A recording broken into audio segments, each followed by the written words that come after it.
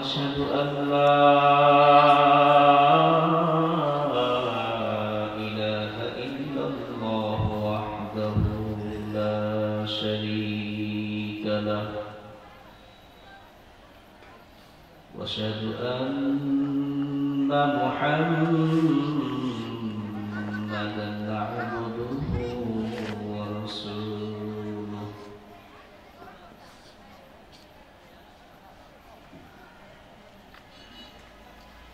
أما بعد فأعوذ بالله من الشيطان الرجيم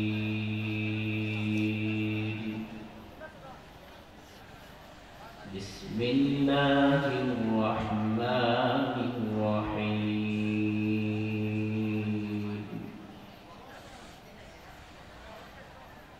وإذ قال ربك للملائكة إني جاعل في الأرض خليفة قالوا أتجعل من يفسد ويسفك الدماء ونحن نسبح بحمدك ونقدس لك قال إني أعلم ما لا تعلمون وعلم آدم الأسماء كلها ثم عرضهم على الملائكة فقال أنبئوني بأسماء هؤلاء إن كنتم صادقين قالوا سبحانك لا علم لنا إلا ما علمتنا إنك أنت العليم الحكيم صدق الله العظيم وصدق رسوله النبي الكريم أو كما قال رسول الله صلى الله عليه وسلم أخلص دينك يكفيك العمل القليل أو كما قال رسول الله صلى الله عليه وسلم خيركم من تعلم القرآن وعلمه أو كما قال رسول الله صلى الله عليه وسلم حب الدنيا رأس كل خاطئة সকলে আমার সঙ্গে করুন আউযু বিল্লাহি মিনাশ শাইতানির রাজীম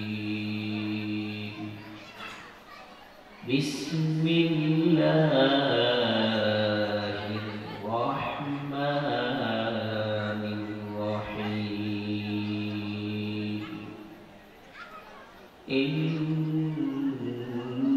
ইন্নাল্লাহা ওয়া মালাইকাতাহু ইউসাল্লুনা আলান নাবী ইয়া আইয়ুহাল্লাযীনা আমানু সাল্লু আলাইহি ওয়া সাল্লিমু তাসলিমা اللهم صل على محمد وعلى آل محمد كما صليت على إبراهيم وعلى آل إبراهيم إنك حميد مجيد اللهم بارك على محمد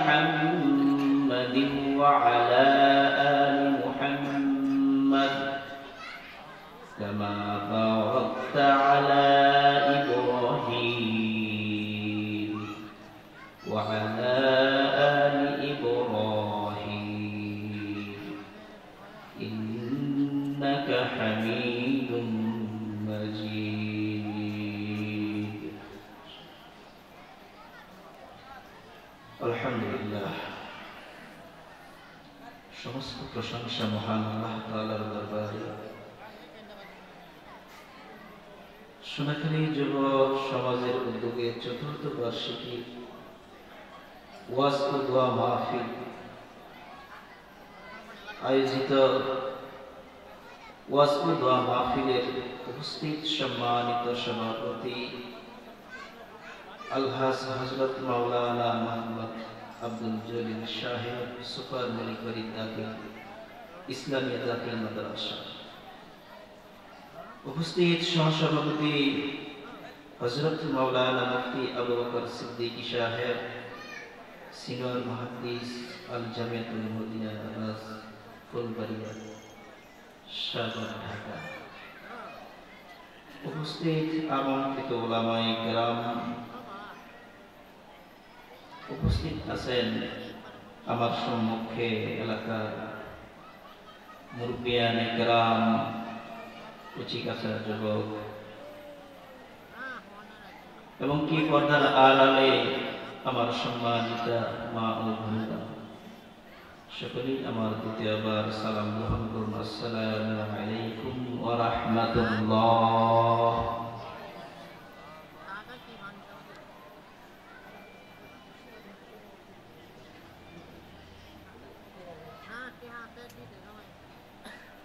সুবহানাল্লাহ,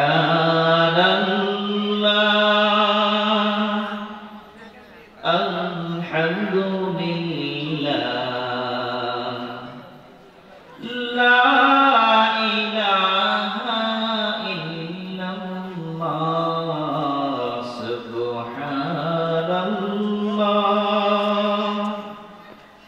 আলহামদুলিল্লাহ,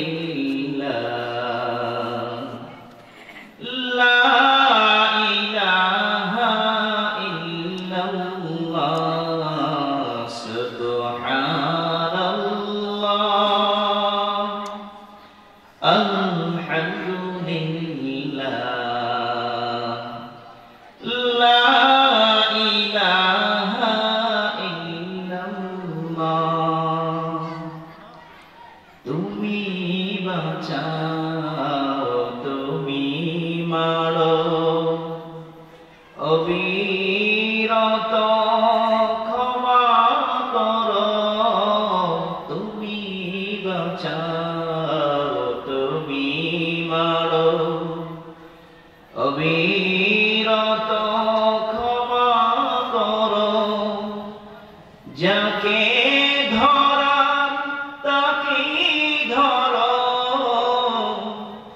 যাকে ধরার তাকে ধরো, তোমার মুঠোয় সবই আল্লাহ, সুবহানাল্লাহ,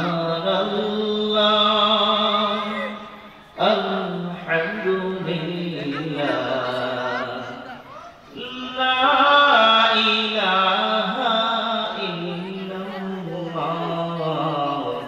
সুবহানাল্লাহ, আলহামদুলিল্লাহ, লা ইলাহা ইল্লাল্লাহ।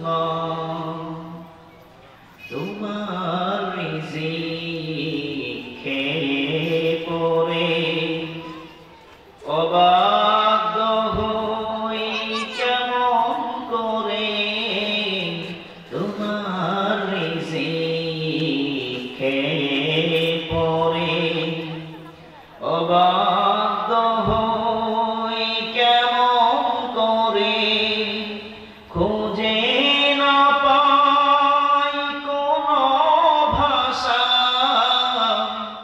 খুঁজে না পাই কোনো ভাষা, শুকর গুজার করার আল্লাহ, সুবহানাল্লাহ, আলহামদুলিল্লাহ,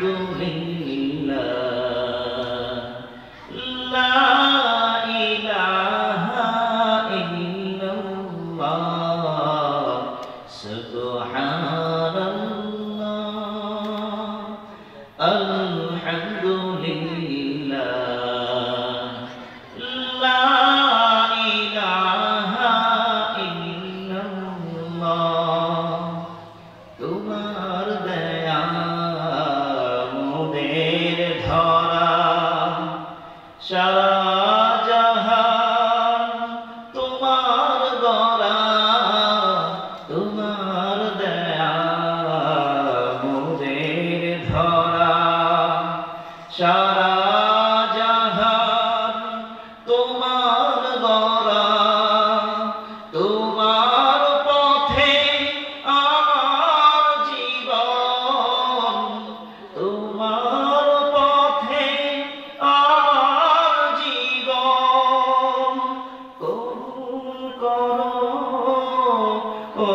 আল্লাহ সুবহানাল্লাহ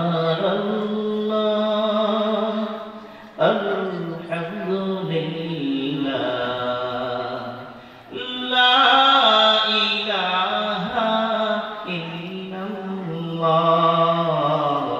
সুবহানাল্লাহ আলহামদুলিল্লাহ লা ইলাহা ইল্লাল্লাহ। সকলেই করি আলহামদুলিল্লাহ। আল্লাহ রাব্বুল আলামিন এই সুন্দর একটি আয়োজনে আমাদের শরীর স্বাস্থ্য সুস্থ রেখে এখানে আসার বসার কিছু কথা বলা এবং শোনার জন্য তৌফিক দান করেছেন। এই জন্য আমরা সকলেই অন্তরের অন্তঃস্থল থেকে আবার উন্মুক্ত সুরে শুকর আদায় করি, সকলেই বলি আলহামদুলিল্লাহ। এখনো যারা বাজারে এদেশে ঘোরাফেরা করতেছি, আমি দৃষ্টি আকর্ষণ করে বলছি তাদেরকে, আসলে জানিসুর রহমান বেহেশতের বাগান এটা এমনই একটা বাগান যেই বাগানে বসার সৌভাগ্য সবার হয় না। সবাই শ্রোতা হতে পারে না, সবাই বক্তা হতে পারে না। এর জন্য নসিব লাগে, মনের কীর্তি লাগে। অনেকেই দেখবেন এই আজকের ওয়াজ মাহফিলকে ওসিলা করে উপার্জনের উদ্দেশ্যে উপস্থিত হয়েছে। একদল উপার্জনের জন্য আসছেন, আরেক দল ক্রয়ের জন্য আসছেন, ব্যয়ের জন্য। একজন আয় করবে, আরেকজন ব্যয় করবে। মাহফিলের ভিতরে যারা আসতেছেন, মাহফিলে যারা বসতেছেন, এরা কি খালি হাতে ফিরে যাবে? এরা কি খালি হাতে ফিরে যাবে নাকি? নিঃসন্দেহে নয়। হযরত আবু বকর সিদ্দিক রাদিয়াল্লাহু তাআলা আনহু, হযরত ওমর ফারুক রাদিয়াল্লাহু তাআলা আনহু থেকে বর্ণিত দ্বীনের মজমা, যেখানে কোরআন হাদিসের আলোচনা হয়, কথাবার্তা হয়, ওমর ফারুক রাদিয়াল্লাহু তাআলা আনহু বলেন, কোন ব্যক্তি যদি একটানা 60 বছর পর্যন্ত নফল নামাজ করলো, এই নফল নামাজের চাইতে উত্তম হলো অল্প একটু সময় কোরআন হাদিসের আলোচনা শুনলো, তদনুযায়ী নিজের জীবনকে চালাইলো। সুবহানাল্লাহ। 60 বছর একাধারে নফল নামাজ পড়া কেউ পড়ছেন নি? তারা বয়স তো 60-এর উপরে অনেকেই আছে না? অল্প একটু সময় যদি মাহফিলের ভিতর সময় দেওয়া যায়, ওই ফজিলতটা যদি আল্লাহ আপনার আমলনামায় দেয়, আমাদের লস হবে না লাভ হবে? আমরা তো নগদে বিশ্বাসী, নাকি বলেন? নগদে বিশ্বাসী, বাকিতে কাজ একটু কম করি। আমরা বেশি বুদ্ধিজীবী। আমরা কি বেশি বুদ্ধিজীবী? যারা নিজেদের জীবনকে নিজেদের বুদ্ধি অনুযায়ী, নিজেদের তাকাব্বুরি, নিজেদের মাতাব্বুরি, নিজেদের মনের ব্যাখ্যা অনুযায়ী চলতে চান, বাবার ভালো করে শুনে রাখুন, এদের জীবনটা দুনিয়াতেই সাজানো হবে, কিয়ামতে ধ্বংস হবে। যারা দুনিয়া নিজের মত অনুসারে সাজাবে, এরা দুনিয়াটাকে আপন করে পাবে আর কিয়ামতটাকে ধ্বংস করবে। আর নিজের মত, নিজের পথ, নিজের বুদ্ধি দিয়ে যে চলার চেষ্টা করে এরা। আরেকজন লোক আছে যারা রাসূল সাল্লাল্লাহু আলাইহি ওয়াসাল্লামের আদর্শ দিয়ে, আল্লাহর আইন বিধিবিধান মেনে, রাসূলের রঙে রঙিন হয়ে যাদের জীবনটা অতিবাহিত করে, এরা দুনিয়াও সাজায়, আখিরাতও সাজায়। সুবহানাল্লাহ। দুনিয়ায় অনেক বুদ্ধিজীবী আছে। আসলে ওয়াজ তো করবে হুজুরা, আমি একটু আলোচনা গল্প করি আপনাদের সাথে। ছোট মানুষ, যেমন দুনিয়ার বুদ্ধিজীবীরা কেমন হয় একটা এক্সাম্পল, তারপরে অল্প কিছু আয়াত পাঠ করছি, যদি সময় পাই কথা বলবো। যেহেতু এখনো আপনাদের সমাগমটা ওরকম হয় নাই। মুহতারামে হাজিরিন, গল্পের মতো বলি, এক দেশে ছিলেন এক রাজা। রাজার রাজত্ব এত বড় ছিল যে রাজার আদেশ অনুযায়ী সব কিছু পরিচালিত হইত। রাজার আদেশ অনুযায়ী তো প্রজা ছিল না, প্রজার আদেশ অনুযায়ী রাজা চলে, রাজার আদেশ অনুযায়ী প্রজারা চলে, প্রজার আদেশ অনুযায়ী কখনো রাজা চলে। এখন রাজা মনে মনে ভাবতেছি আমি এত বড় রাজা হইলাম, আমি যা বলি তাই দিই হয়। গর্ব করে স্ত্রীর সাথে কথা বলেন, দুনিয়ার জমিনে আমার চাইতে ছিল সুখী, আমার চাইতে বড় মাতাব্বর আর কেউ নাই। স্ত্রী সাধারণত একটু বেশম্বর হয় না। স্ত্রী বলে আপনি কি বললেন বুঝলাম না। স্ত্রীটা ধার্মিক ছিল। এবার রাজা জিজ্ঞাসা করতেছেন, স্ত্রী জিজ্ঞাসা করতেছে প্রাণের স্বামী আপনি রাজা হয়েছেন, কিন্তু আপনি একটা কথা বলছেন আপনার তাকাব্বুরি আপনার মাতাব্বুরি অনুযায়ী দুনিয়া চলে। স্ত্রী বলে না না, আমি বিশ্বাস করি না আপনার তাকাব্বুরি মাতাব্বুরি অনুযায়ী দুনিয়া চলতে পারে। এবার রাজা স্ত্রীকে প্রশ্ন করে আমার তাকাব্বুরি অনুযায়ী এই দুনিয়া চলে, এতে সন্দেহ আসেনি তোমার? হ্যাঁ আছে। তাহলে তুমি বলো আমাকে কি করতে হবে, তুমি কি করলে বিশ্বাস করবে আমার মত অনুযায়ী আমার রাজ্য চলে? স্ত্রী বলে এত রাজাগিরি দেখাইতেছেন, আমি বেশি বেশি বলবো না, আপনি এমন একটা পোশাক বানাইয়া দেখান আমারে যে পোশাকটা দুনিয়ার জমিনে আর কেউ করে না। সাধারণ প্রশ্ন, একটা পোশাক আপনি যে গায়ে দিচ্ছেন এরকম এমন একটা পোশাক বানান যা সাধারণ মানুষ কখনো বা কোন রাজা দুনিয়ার জমিনে আর দ্বিতীয়বার কেউ বা প্রথমবার কেউ করে না, এমন একটা পোশাক আমাকে বানাইয়া দেখান। রাজার ভিতরে গুসাটা এমন ভাবে ক্ষিপ্ত হয়েছে, স্ত্রীর সাথে বাজি লাগাইছে, হারবে নাকি? স্ত্রীর সাথে হারে কে হবে?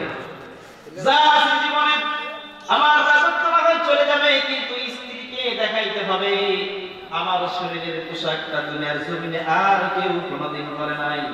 সঙ্গে সঙ্গে সেনাপতি রাজার পেয়াদাদেরকে ডাকতেছে, যাও আমার রাজ্যে যত খলিফা আছে দরজি আছে তাদেরকে ডেকে আনো এবং সবার সাথে পরামর্শ বৈঠক, কে পারবে আমাকে এমন একটা জামা বানাই দিতে যে জামা দুনিয়ার জমিনে দ্বিতীয়বার আর কেউ গায়ে লাগায় নাই বা প্রথমবার আর কেউ গায়ে লাগায় নাই।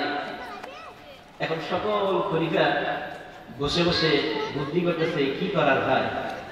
আচ্ছা ঠিক আছে, আমাদের কি কিছুদিন সময় দেন? না না না, সময় বেশি দিন দেওয়া যাবে না। এক সপ্তাহ সময় নিয়ে সকল খলিফা বসে বৈঠক করে কেউ বানাইতে পারে না। রাজা কিন্তু হয় বলেন যদি আমার মনমতো পোশাক না বানাইতে পারো তাহলে তোমাদের গর্দান যাবে, নিঃসন্দেহে গর্দান যাবে। সকলে জানে যে এই রাজা যা বলে তাই করে, আমাদের গর্দান নিঃসন্দেহে চলে গেল। একটা একটা দর্জিকে ধরে আনে আর একটা একটা প্রশ্ন করে, প্রশ্নের উত্তর না পারি না, যে না করে এরই কল্লা কাটে নেয়, যে না করে এরই কল্লা গর্দান নিয়ে নেয়। এইভাবে দেখা গেল রাজ্যের সকল খলিফা মোটামুটি খলিফা শেষ। রাজার যে টার্গেট এই পোশাক কেউ বানাইতে পারবেনি। পাঞ্জাবি বানাইলে হুজুরদের মতো পাঞ্জাবি শার্ট বানাইলে মানুষের মতো সাধারণ পাবলিকের মতো শার্ট, এই পোশাক আর কেউ বানাইতে পারে না। কাপড়ের পোশাক বানাই